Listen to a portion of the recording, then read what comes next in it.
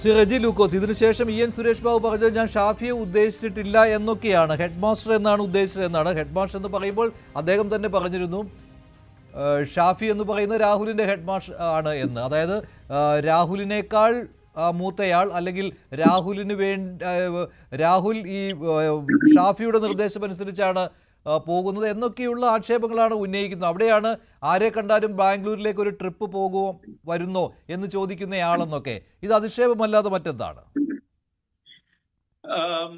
നമുക്ക് ഒരു യഥാർത്ഥ കാര്യങ്ങൾ ഈ ഡിബേറ്റിലൂടെ കൊണ്ടുപോകാം. ബഹുമാനപ്പെട്ട സുരേഷ് ബാബു, പാർട്ടിയുടെ പാലക്കാട് ജില്ലാ സെക്രട്ടറി, പറഞ്ഞ ആ തുടക്കത്തിലെ ചില കാര്യങ്ങളുണ്ട്. അത് കേരളത്തിലെ ജനങ്ങൾ ഇന്ന് വ്യാപകമായിട്ട് ചർച്ച ചെയ്തുകൊണ്ടിരിക്കുന്ന വസ്തുതകളാണ്. ഏത് ആംഗിൾ നോക്കിയാലും നല്ല ഇമേജിൽ ഉണ്ടായിരുന്ന നല്ലൊരു സെക്യുലർ എന്ന ഭാവത്തിൽ കേരളത്തിലെ ജനങ്ങളുടെ മനസ്സിൽ ചേക്കേറിയ കോൺഗ്രസ് നേതാവാണ് ഷാഫി പറമ്പിൽ. ഇന്ന് ആ ഷാഫി പറമ്പിലിന്റെ ഇമേജ് തകർന്നടിഞ്ഞിരിക്കുന്നു. നിങ്ങൾ ആരോട് ചോദിച്ചാലും അതിന് ആ ഉത്തരം ഇത് തന്നെയായിരിക്കും, ഒരു സംശയമില്ല. അതിനി ഏതെല്ലാം രീതിയിലുള്ള വ്യാഖ്യാനങ്ങളോട് വന്നാലും കേരളീയ പൊതുസമൂഹത്തിന് മുമ്പിൽ ഈ രാഹുൽ മാങ്കൂട്ടത്തിനെ ചേർത്ത് പിടിച്ചതോടുകൂടി ഈ ഷാഫി പറമ്പിൽ ഒരു ദുരൂഹമായ ഒരു ഇമേജ് കേരളത്തിലെ ജനങ്ങളുടെ മനസ്സിലുണ്ടെന്നുള്ളൊരു നിസ്തർക്കമായി, ഇത് രാഷ്ട്രീയത്തിന് അധികമായിട്ട് ഞാൻ പറയുന്ന ഒരു തർക്കമല്ല കാര്യത്തിൽ.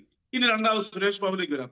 സുരേഷ് ബാബു ഇന്നിപ്പോ അവസാനം ഒരു ബൈറ്റ് കൊടുത്തിട്ടുണ്ട്. അത് സുരേഷ് ബാബു പറഞ്ഞതെന്താ പറയുക, ഞാൻ പറഞ്ഞത് ഒരു വ്യക്തിയെ കുറിച്ചല്ല, പേര് പറഞ്ഞിട്ടില്ല. ഇനി നിങ്ങൾ അത് അങ്ങനെയാണെന്നുണ്ടെങ്കിൽ ഞാൻ തെളിവുമായിട്ട് വരാമെന്ന് പറഞ്ഞു. അദ്ദേഹം തെളിവുമായിട്ട് വരാമെന്ന് പറഞ്ഞ സ്ഥിതിക്ക് നമുക്കതിന് വെയിറ്റ് ചെയ്യാം. ഞാൻ ചോദിക്കട്ടെ, CPM-ന്റെ ശൈലി മറ്റുള്ളവരെ അധിക്ഷേപിക്കുന്നതാണോ എന്നുള്ള ചോദ്യം ചോദിക്കാൻ പേര് പറഞ്ഞിട്ടില്ല എന്ന് അദ്ദേഹം പറഞ്ഞത്. അദ്ദേഹം പിന്നെ അത് പക്ഷെ പേര് പറഞ്ഞിട്ടില്ല എന്ന് പറഞ്ഞാലും അത് ഷാഫിയെ ഉദ്ദേശിച്ച് തന്നെയാണ്. ഷാഫിയെ ഉദ്ദേശിച്ചാണോ എന്ന് ചോദിച്ചപ്പോൾ തുടക്കത്തിലെ ആ ബൈറ്റിൽ അദ്ദേഹം അത് അല്ല എന്ന് പറഞ്ഞിട്ടുമില്ല. രണ്ടാമത് അദ്ദേഹം പറഞ്ഞ കാര്യം കൂടി കേൾക്കാം. അത് സതീശനും ഷാഫിയും പ്രതികരിച്ചതിന് ശേഷം എൻ സുരേഷ് ബാബു പറഞ്ഞിരുന്നു. അതിലേക്ക് കൂടി എൻ സുരേഷ് ബാബുവിന്റെ വാക്കുകൾ രണ്ടാമത് പറഞ്ഞത്. ഈ വാക്ക് പറയുമ്പോ ഷാഫി പറമ്പിൽ എന്ന പേര് ഞാൻ പരാമർശിച്ചില്ല. ഹെഡ് മാഷ് കുമ്പളങ്ങ കട്ടത് ആര് എന്ന് ചോദിക്കുമ്പോ ഷാഫി പറമ്പിൽ എന്തിനാ തോളത്ത് തപ്പുന്നത്? എന്റെ തോളത്ത് ചളിയുണ്ടോ എന്ന് നോക്കേണ്ട കാര്യമില്ലല്ലോ. ഞാൻ ഷാഫി പറമ്പിലിന്റെ പേരേ പരാമർശിച്ചിട്ടില്ല. ഞാൻ പറഞ്ഞത് ഈ കാര്യത്തിൽ ഹെഡ് മാഷ് ഇതിന്റെ അപ്പുറമാണ്.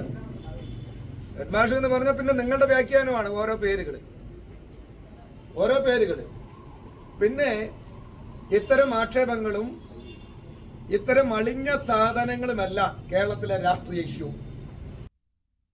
ദണിയൻ സുരേഷ് ബാബുവിന്റെ വാക്കുകൾ. ശ്രീ റെജി ലൂക്കോസ്, ഇപ്പോൾ ഈ രാഹുൽ മാങ്കൂട്ടത്തിൽ പാലക്കാട് വന്നതോടുകൂടിയാണല്ലോ ഇത്തരത്തിലുള്ള ആക്ഷേപങ്ങളുമായിട്ട് CPM രംഗത്തെത്തിയിരിക്കുന്നത്. ശരിയാണ്, താങ്കൾ പറഞ്ഞ ഒരു കാര്യം സമ്മതിക്കുന്നു, രാഹുലിന് വേണ്ടി ഷാഫി നിലകൊള്ളുന്നുണ്ട്. മറിച്ചൊരു വർത്തമാനവും രാഹുലിനെതിരെ ഷാഫിയിൽ നിന്ന് ഉണ്ടാകുന്നുമില്ല. ഇപ്പോൾ സതീശൻ പറഞ്ഞ പോലെയൊക്കെ അത്ര കട്ടിയായിട്ട് KPCC-യുടെ വൈസ് പ്രസിഡന്റ് കൂടിയായ ഷാഫി പറമ്പിൽ വർക്കിംഗ് പ്രസിഡന്റ് കൂടിയായ ഷാഫി പറമ്പിൽ പറയുന്നില്ല എന്നതുകൂടിയുണ്ട്. ഒരിക്കലും തള്ളിപ്പറയാനാവാത്ത ബന്ധമാണ് അവർ തമ്മിൽ ഉള്ളത്.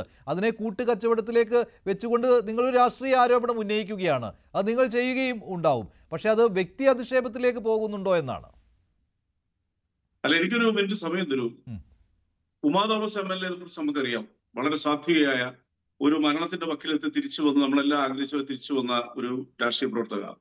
അതുപോലെ തന്നെ ഷാനിമോൻ ഉസ്മാൻ, KK രമ, ഇവരെ പോലുള്ള വനിതാ നേതാക്കൾ ഈ ചെറുപ്പക്കാരനെ, ഈ പറയുന്ന ഈ പെൺപിടിയനായ ഈ കേരളം എന്ന് വെറുക്കുന്ന ഈ മനുഷ്യരെ MLSR എന്ന് രാജിവെക്കുകയും രാഷ്ട്രീയത്തിൽ നിന്ന് അകച്ചു നിർത്തുകയും ചെയ്യണമെന്ന് പറഞ്ഞവരാ. അവർക്കെതിരെ അവരുടെ പാർട്ടിയിലെ ആളുകൾ, സതീശൻ സമ്മതിച്ച കാര്യമാണ് പറയുന്നത്, അവർക്കെതിരെ അവരുടെ പാർട്ടിയിലെ സൈബർ വിങ്ങിൽ നിന്നും വന്ന അധിക്ഷേപങ്ങൾ, ഹീനമായ അധിക്ഷേപ ശരങ്ങൾ ഒരുപക്ഷെ കേരളത്തിന്റെ ചരിത്രത്തിൽ ഇന്നുവരെ കേൾക്കാൻ പറ്റാത്ത പറഞ്ഞത് ആരാ? CPM-കാരാണ് ആക്ഷേപിച്ചത്. VD സതീശനെതിരെ ഈ പറയുന്ന വെട്ടുക്കിളി കൂട്ടം നടത്തിയ അധിക്ഷേപങ്ങൾ ലക്ഷക്കണക്കിന് കമന്റുകളായിട്ട് വന്ന് നമ്മുടെ മുന്നിലുണ്ട്. ആർക്കെതിരെ? VD സതീശനെതിരെ. എന്നിട്ട് അത് പാടില്ല എന്നോ അത് ശരിയല്ല എന്നോ ഈ ഷാഫി പറമ്പിൽ എന്ന് പറഞ്ഞ വ്യക്തി ഒരു അക്ഷരം വേണ്ടിയിട്ടുണ്ടോ? അപ്പൊ ഷാഫി പറമ്പിൽ അറിയാതെ കൊണ്ട് എങ്ങനെയാണ് ഈ പറയുന്ന വെട്ടുക്കിളിക്കൂട്ട ഈ കാര്യങ്ങൾ ചെയ്യുന്നത്? അദ്ദേഹം വർക്കിംഗ് പ്രസിഡന്റ് അല്ലേ, KPCC പ്രസിഡന്റ് ബഹുമാനപ്പെട്ട സണ്ണി ജോസഫ് ഒരു അക്ഷരം വേണ്ടിയിട്ടുണ്ടോ? അവസാനം ഒടുവിൽ VD സതീശനെ ഒറ്റ കൊടുക്കുകയല്ലേ ചെയ്തേ. VD സതീശൻ പറഞ്ഞു ഇനി നിയമസഭയിൽ കയറാൻ പാടില്ല, അയാളെ ഞങ്ങൾ മാറ്റി നിർത്തിയിരിക്കുന്നു, പാർലമെന്ററി പാർട്ടിയിൽ നിന്നും അകറ്റി നിർത്തിയിരിക്കുന്നു എന്ന് പറഞ്ഞപ്പോൾ അതിന്റെ പിറ്റേ ദിവസം അയാൾ നിയമസഭയിൽ കയറി VD സതീശനെ വെല്ലുവിളിച്ചു. പാലക്കാട് വെച്ച് അയാൾ പ്രസംഗിച്ചു. പിന്നെ ഞാൻ VD സതീശൻ ഞങ്ങൾ എടുത്ത തീരുമാനം കറക്റ്റാണ്, മുതിർന്ന നേതാക്കളെല്ലാം കൂടെ എടുത്ത തീരുമാനമാണെന്ന് ആവർത്തിച്ച് പറഞ്ഞിട്ടും പിറ്റേ ദിവസമായ ഇന്നലെ അയാൾ ഈ ബി ഡി സതീശനെ വെല്ലുവിളിച്ചുകൊണ്ട് ഷാഫിയുടെ ആലിംഗനത്തിൽ സംരക്ഷണത്തിൽ അവിടെ ഇറങ്ങിയില്ലേ, MLA ബോർഡ് പോലും വെക്കാതെ ഉണ്ട്. അപ്പോൾ പിന്നെ നിസ്സഹായനായ ബി ഡി സതീശൻ പറയുന്ന വാക്കുകൾക്ക് എന്ത് പ്രാധാന്യം? അവിടെയാണ് സുരേഷ് ബാബു എന്ന് പറയുന്ന ഞങ്ങളുടെ പാർട്ടിയുടെ പാലക്കാട് ജില്ലാ സെക്രട്ടറി പറഞ്ഞ വാക്കുകൾ നമ്മളെ പോലുള്ളവർ ചർച്ച ചെയ്യപ്പെടേണ്ടത്. അത് കേരളം ചർച്ച ചെയ്യപ്പെടുന്ന വാക്കുകളാണ്. വ്യക്തിഗതിയോടൊന്നും എനിക്ക് യോജിപ്പില്ലാത്ത ഒരാളാണ് ഞാൻ. ഒരു വ്യക്തിപരമായിട്ട് ആക്ഷേപിക്കുക, അല്ലാതെ ഒരു ശരിയല്ലാന്ന് ചിന്തിക്കുന്ന ഒരാളാണ് ഞാൻ. അവിടെ വ്യക്തിഗതി നടന്നിട്ടില്ല. അദ്ദേഹം നിങ്ങൾ വേറൊരു ബൈറ്റുണ്ട്. ഇതിന് കഴിഞ്ഞ ശേഷം മാധ്യമ പ്രവർത്തനം കണ്ടിട്ട് സഖാവ് സുരേഷ് ബാബു പറഞ്ഞു ഞാൻ വേണ്ടി വന്ന തെളിവ് തരാന്ന് പറഞ്ഞു. ആ തെളിവ് കേരളം കാത്തിരിക്കുന്നു. ഇവരെ പോലെ ക്ഷമിക്കണം, ഇവരെ പോലെയുള്ള ഇത്തരം രാഷ്ട്രീയത്തിന്റെ പേര് പറഞ്ഞുകൊണ്ട് നടത്തുന്ന ഇത്തരം ആൾക്കാരെ തുറന്നു കാണിക്കാൻ ആ തെളിവുകളുടെ പുറത്തു വരും. സുരേഷ് ബാബു വെറുതെ പറയുമോ? ഒരു CPM പ്രവർത്തകരും തെളിവില്ലാത്തതുണ്ടെന്ന് പറയല.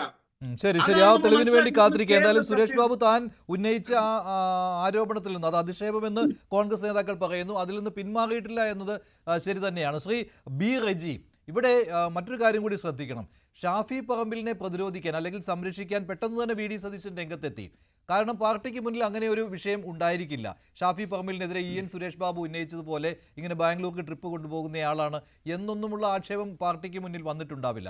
പക്ഷേ അതേ സമയത്ത് തന്നെയാണ് രാഹുൽ മാങ്കൂട്ടത്തിനെതിരെ ഉത്തമ ബോധ്യത്തിൽ നടപടിയെടുത്തിരിക്കുന്നത്. അത് പാർട്ടിക്ക് കൃത്യമായ വിവരം കിട്ടുകയും പരാതി കിട്ടുകയും ചെയ്തതിൻ്റെ അടിസ്ഥാനത്തിലാണ്. ആ രാഹുൽ മാങ്കൂട്ടത്തിലിനെയാണ് പാലക്കാട് ഈ ഷാഫി പറമ്പിലിൻ്റെ ആശീർവാദത്തോടു കൂടി ഇറക്കിയിരിക്കുന്നത് സതീശൻ്റെ കൺമുന്നിലൂടെ. സതീശൻ പറഞ്ഞിട്ടും കേൾക്കാതെ. അപ്പോൾ പാർട്ടിയിലെ ഒരു വലിയ വിഭാഗം, അതിനെ സൈബർ പോരാളികൾ എന്ന് മാത്രമല്ല പാർട്ടിയിലെ തന്നെ നേതാക്കളും ഉൾപ്പെടുന്നു, ഷാഫിയൊക്കെ ഉൾപ്പെടുന്ന ഒരു നേതൃനിര. അതിൽ A ഗ്രൂപ്പ് എന്നും പറയാൻ പറ്റില്ല, കാരണം A ഗ്രൂപ്പിന് എതിർപ്പുണ്ട്. A ഗ്രൂപ്പിലെ മുഴുവൻ നേതാക്കളും രാഹുൽ മാങ്കൂട്ടത്തിൻ്റെ കൂടെയൊന്നും അല്ല. അപ്പോൾ അങ്ങനെ ഒരു വിഭാഗം രാഹുൽ മാങ്കൂട്ടത്തിന് വേണ്ടി പരസ്യമായിട്ട് തന്നെ രംഗത്ത് വരുന്നതിന് സൂചന കിട്ടുകയാണ്. സൂചന എന്ന് പറഞ്ഞാൽ അങ്ങനെ ഒരു സന്ദേശം നൽകണമെന്ന് അവർ ആഗ്രഹിക്കുകയാണ്. അതാണിപ്പോൾ പാലക്കാട് കണ്ടുവരുന്നത്. പക്ഷേ ഈ ഷാഫിയെ പ്രതിരോധിക്കുന്നത് പോലെയൊന്നും രാഹുലിനെ പ്രതിരോധിക്കാത്ത ഒരു പാർട്ടിയോടാണ് ഇപ്പോൾ ഇവർ വെല്ലുവിളി നടത്തിക്കൊണ്ടിരിക്കുന്നത്. നോക്കൂ, ഈ പറഞ്ഞ ശ്രീ മഞ്ജുഷ് പറഞ്ഞതിൽ തന്നെ ഒരു വൈരുദ്ധ്യം ഉണ്ട്. ഷാഫി പറമ്പിലിനെ പ്രതിരോധിക്കുന്നു, രാഹുൽ മാങ്കൂട്ടത്തിലിനെ അത്തരത്തിൽ പ്രതിരോധിക്കുവാൻ പാർട്ടി സന്നദ്ധമാകുന്നില്ല എന്നാണ് അങ്ങ് പറഞ്ഞത്. ഞാൻ പറഞ്ഞു ഉത്തമ ബോധ്യമായ തെളിവുകൾ കൈവശമുള്ളതുകൊണ്ട് പ്രതിരോധിക്കാൻ പറ്റുന്നില്ല എന്നാണ്. അതുകൊണ്ടാണ്, അല്ലാതെ അതെ അങ്ങനെ പരാതികളില്ലായിരുന്നുവെങ്കിൽ സംരക്ഷിച്ചേനെ.